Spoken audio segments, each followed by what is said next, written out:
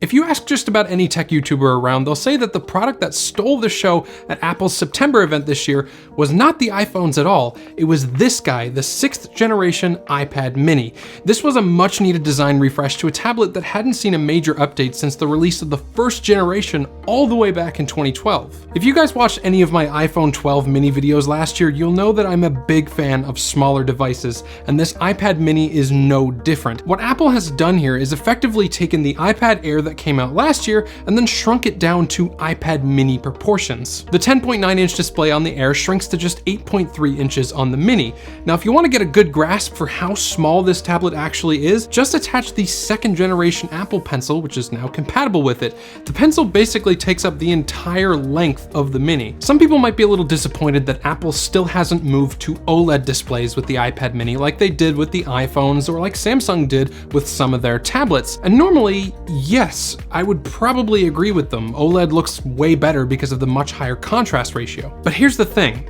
Because of what the iPad mini is going to be used for, OLED probably wouldn't have been a good idea. If you're interested in the Mini, you might be looking at it as just a general use tablet. Maybe you'll use it to scroll through your social feeds or watch YouTube or Netflix, or maybe you want to use it to take notes in class. And the Mini will be great for all of that, don't get me wrong, but the business and professional world sees this iPad completely differently. These things are going to sell like hotcakes for businesses that want small tablets for point of sale or other purpose-built applications. I mean, I myself tweeted about the fact that I want to turn this thing into a dedicated smart home control center that gets mounted in my wall. OLED is susceptible to burn-in when the pixels don't change for an extended period of time, so for those cases, an IPS panel was actually probably a better move. And it's not like this is a bad IPS panel either. The colors are still great for watching any kind of media content, and because this is a small screen, the 2266 by 1488 resolution is still definitely sharp enough. It's still a 60Hz display though, so it's not going to feel as smooth and fluid as the iPad Pros with their ProMotion 120Hz displays. The only thing I don't like about the display is actually software related. It's how small all of the icons are and how strange the spacing looks on the Mini.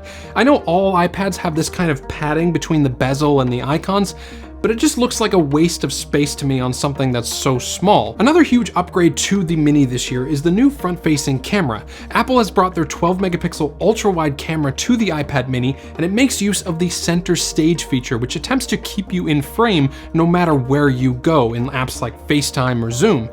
Interesting, considering the iPad Air has a lower resolution front-facing camera without this feature. Since there's no longer a home button at the bottom of the Mini, they've relocated the Touch ID fingerprint reader to the power button at the top of the iPad. Now, I love that, but what I find is a little strange is that they've also relocated the volume buttons to the top of the Mini as well. I don't mind it, but when the tablet is in portrait mode like this, it is a little awkward to have to reach up to access them. The back of the new Mini looks more or less the same as the iPad Air. Same 12-megapixel wide-angle camera on the rear, and same all-aluminum industrial-looking design with the rounded corners and flat sides. While we're here though, can I just take a second to rant about the color? So I bought a sky blue iPad Air earlier this year, and in a lot of the marketing photos, it looked pretty vibrant, but when you get it in your hands, unless it's under a bright light, it looks more gray than blue. It's extremely desaturated. Same story with the iPad Mini. Under my studio lights, this lavender color looks great, but take it literally anywhere else, and it looks way more gray than lavender. It's kind of disappointing, to be honest. You know what's not disappointing though? Using Backblaze, the sponsor of this video. For only $7 a month, Backblaze gives you unlimited computer backup for your PC or Mac. That's like less than a single meal at a fast food chain, and trust me, paying $7 to get that peace of mind that comes with knowing that you have a complete backup of all of your precious files is totally worth it. You can back up your photos, documents, projects, videos, anything and everything. Backblaze has restored over 50+ billion files for people all over the world, and they have over an exabyte of customer data backed up. So let's just say you dump a load of coffee onto your laptop and you end up losing all your files. If you use Backblaze, you can restore your data from the web onto another device, or you can take advantage of their Restore by Mail service, where they will literally overnight ship you a hard drive with all of your data on it. Look, I can't stress enough how important it is to back up your data. Maybe you're working on a project for university, or you're a wedding photographer and you have a ton of photos that you shoot for clients. There's always something on your computer that you don't want to lose. So go to backblaze.com/MarkSpurrell for a 15-day free trial and get peace of mind knowing your files are securely backed up in the cloud with Backblaze. Another big upgrade for the Mini this year is that Apple made the move to USB-C on the iPad Mini, giving it access to a lot more accessories, faster data transfer, and faster charging. Thank you, Apple.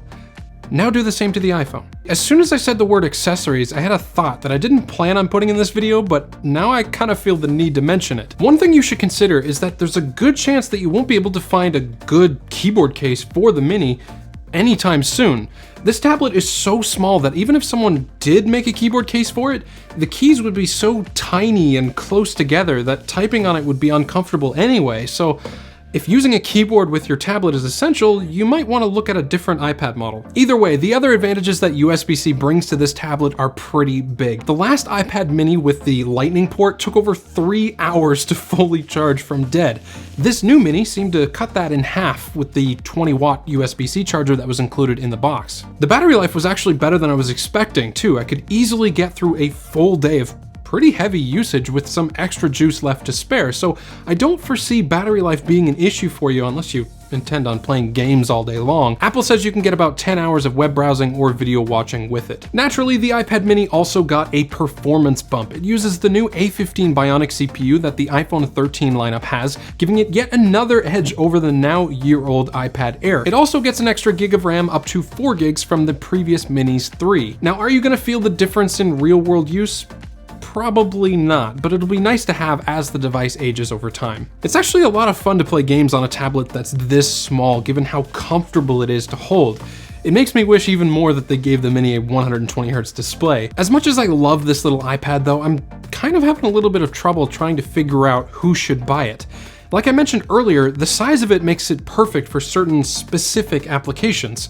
But if you're not buying it for a specific purpose, you might want to consider buying Apple's 9th generation iPad, especially given the price disparity between the two. The new iPad Mini is $100 more expensive this year at $500 US. The 9th gen iPad is about $170 less expensive, and it gives you a much larger 10.2-inch display. Now obviously there are quite a few things here and there that the Mini has that the 9th gen iPad doesn't, but if you just want a tablet for things like watching movies on the go or doing some light work, the 9th gen or even the iPad Air is worth considering. Nevertheless, I still think it's a fantastic little iPad. It might not be for everybody, but I'm really glad it exists. Let me know if you're interested in seeing a video on how to turn one of these into a wall-mounted smart home control center. I think that would be a really fun video to make. Thanks for watching, and as always, have a great day.